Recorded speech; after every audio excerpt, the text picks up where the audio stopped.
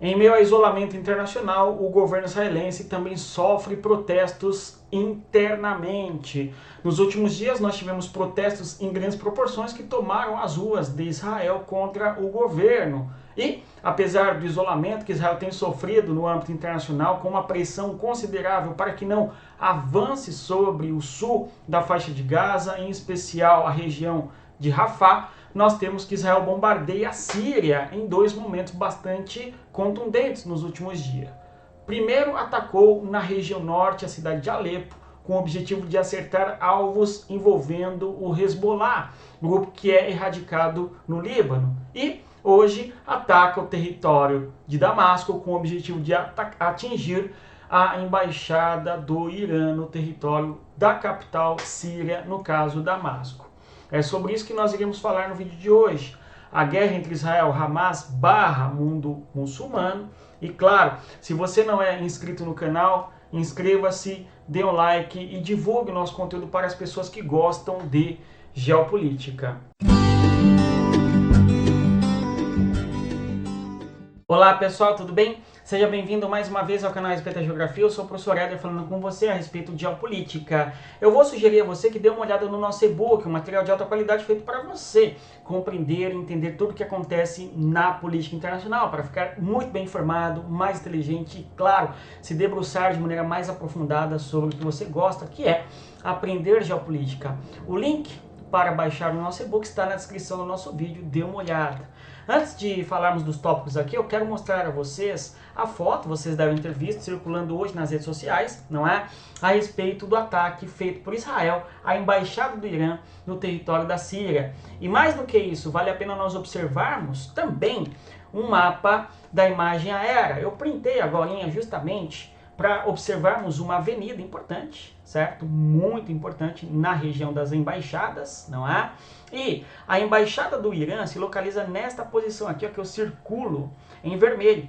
E esse complexo da embaixada fica ao lado da embaixada do Canadá. Eu até aumento a imagem para que nós observemos. Nesta localidade aqui que circulo na cor vermelha, nós tivemos um ataque israelense de uma maneira bastante precisa, de uma maneira bastante cirúrgica, o ataque de Israel contra a embaixada do Irã. Então, o ataque israelense muito preciso, conforme disse, reitero, não é? Em meio a uma zona urbana, densamente povoada, com prédios administrativos diplomáticos importantes de vários territórios do mundo e o alvo precisamente acertado. Isto, conforme Israel justifica, tem como objetivo atingir seus inimigos e nunca os civis. Pelo menos esta é a justificativa de Israel. Porque realmente nós, ao observarmos que o prédio afetado, conforme observamos aí na imagem, está numa zona profundamente urbanizada, com uma alta densidade demográfica, e acertaram precisamente o edifício onde estavam os membros da Guarda Revolucionária do Irã. Tudo bem? Então esta é a justificativa de Israel, que o foco era atingir, eventualmente, inimigos do Irã. Perfeito? É claro que Israel não comentou de maneira, não é, esse atentado. Porém, esta é uma interpretação que se faz a respeito do modo como Israel age militarmente no Oriente Médio. Tudo bem? Agora, vamos recapitular que há 3 dias, inclusive, nós tivemos que Israel fez ataques. Israel bombardeou a Síria na região de Alepo, no norte da Síria. E no dia 1º de abril, o ataque se deu em Damasco, que é a região capital do território sírio. Contextualizando ainda, eu volto uma imagem com vocês, que é o seguinte. Aí nós temos a foto do líder supremo do Irã, o Ayatollah Khamenei. Nós temos aí o seguinte, ataques de Israel à embaixada do Irã. Agora, conforme eu disse na introdução, num contexto de isolamento de Israel. Recentemente, o Conselho de Segurança da ONU vota um cessar-fogo, uma vez que há uma promessa por parte das operações militares de Israel em avançar em direção ao sul, extremo sul do território da faixa de Gaza, onde nós temos a cidade de Rafah, não é? Além disso, nós temos Israel não só isolado internacionalmente, uma vez que há uma pressão por parte dos Estados Unidos para que Israel não leve adiante esta operação militar na região de Rafah, que é a última cidade fronteiriça da faixa de Gaza, já na fronteira com o Egito. Enfim, nós temos protestos significativos em Israel, em grande quantidade, contra o governo de Benjamin Netanyahu. Então Israel vive uma crise, em boa medida, de isolamento internacional e uma crise interna muito séria, de modo que o protesto crescente contra o governo tem, segundo a interpretação de alguns, mostrado que o Benjamin Netanyahu precisa da guerra para se manter no poder.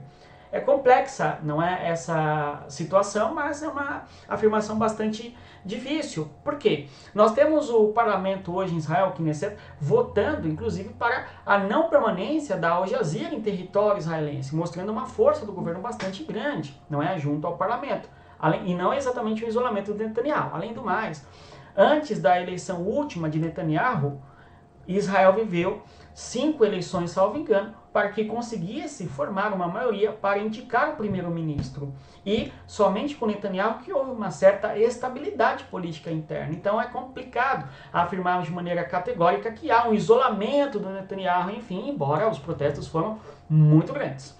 A maior parte da interpretação tem sido que Israel tem ficado isolado internacionalmente e, além do mais, o governo de Netanyahu tem ficado também isolado no âmbito da sociedade israelense. Porém, essa reflexão que eu faço com vocês aqui pode nos indicar que não é bem assim.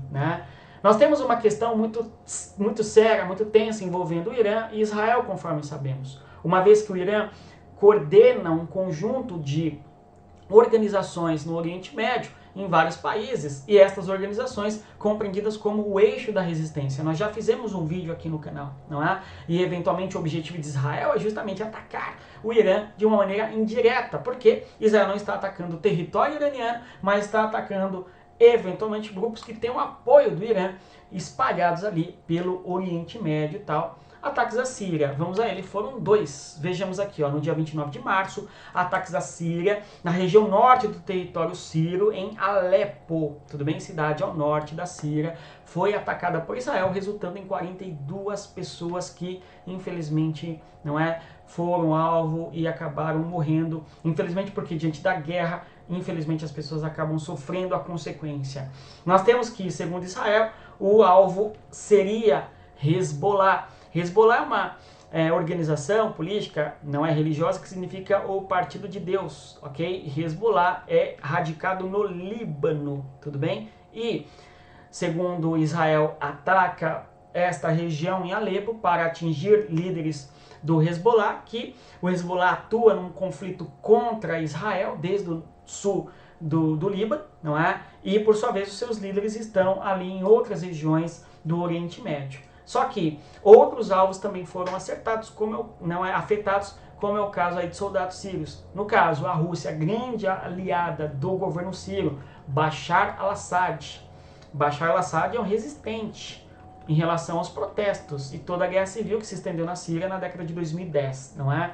Nós temos que o governo russo criticou as ações de Israel contra a cidade de Alepo. Ok? E destaque-se que do sul do Líbano, Hezbollah tem atacado Israel e vice-versa. Agora, passado 3 dias, no 1º de abril, nós temos novamente ataques de Israel contra a Síria.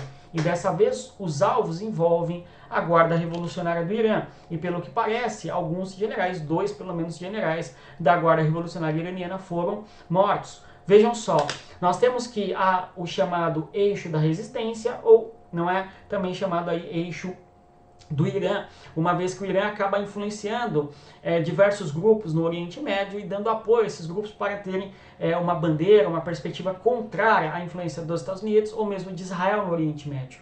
No caso, a Guarda Revolucionária do Irã é um grupo que atua na região do Oriente Médio para levar adiante os valores da Revolução Iraniana da década de 70, não é? E este seria um segundo ataque certeiro contra lideranças da Guarda Revolucionária recentemente. O primeiro foi em 2020, quando os Estados Unidos acabaram acertando no Iraque. Vejam só, onde estava atuando liderança da Guarda Revolucionária do Irã no Iraque, em 2020, quando um drone acerta o carro onde estava o general Soleimani da Guarda Revolucionária, e hoje nós temos aí novamente general da Guarda Revolucionária sendo alvo, agora do Estado de Israel e não dos Estados Unidos, evidenciando as grandes conexões que o Irã tem em outros países do Oriente Médio, evidenciando aí, portanto, o chamado eixo da resistência, enfim. No caso, o ataque aí do dia 1º de abril foi contra o consulado do Irã na Síria, na capital Damasco, e resultando na morte de 10 pessoas. Tudo bem? Então, são estes os ataques de Israel feitos à Síria nos últimos 3 dias, coordenados e com alvos muito específicos, denotando que a guerra não é apenas entre Israel e Hamas. A guerra envolve Israel, território na Síria, território no Líbano, que tem conexões com o Irã. De modo que, se o Irã entrar no conflito, a situação pode degringolar para uma guerra de proporções, infelizmente, muito maiores. Mas é isso. Se você chegou até aqui, eu agradeço a sua presença. Eu reitero a você para que dê uma olhada no nosso e-book. E se você quer ficar mais inteligente, entender ainda em profundidade, nos detalhes do que acontece na política internacional, venha fazer parte do Território Geopolítico, o nosso grupo de estudos focado em entendermos toda a correlação entre a geopolítica, a história, a geografia, a economia e o que move a política internacional. Bons estudos e, conforme sempre digo a vocês, respeitem a geografia e até mais. Tchau, pessoal.